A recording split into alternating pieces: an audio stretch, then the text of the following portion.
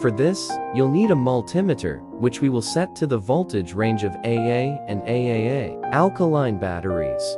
Here's what you need toto. Step 1. Gather your materials.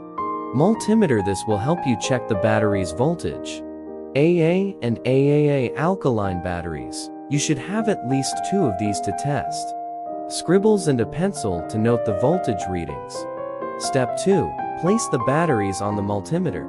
Ensure the clip is securely in place, and the battery side with the positive terminal facing up.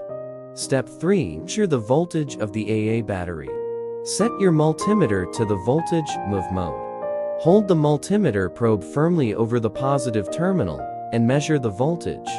You should see a voltage reading between 1.2 and 1.5 volt. Step 4. Measure the voltage of the AAA battery. Repeat the step 3 for the AAA battery.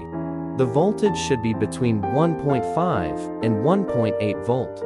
Step 5. Compare the measured voltages with the manufacturer's information.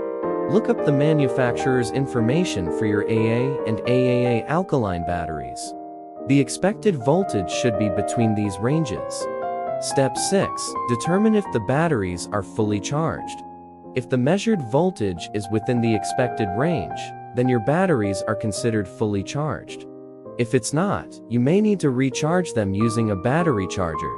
And that's it. With these simple steps, you can easily test your AA and AAA alkaline batteries and ensure they are in good working condition. Happy D-ing!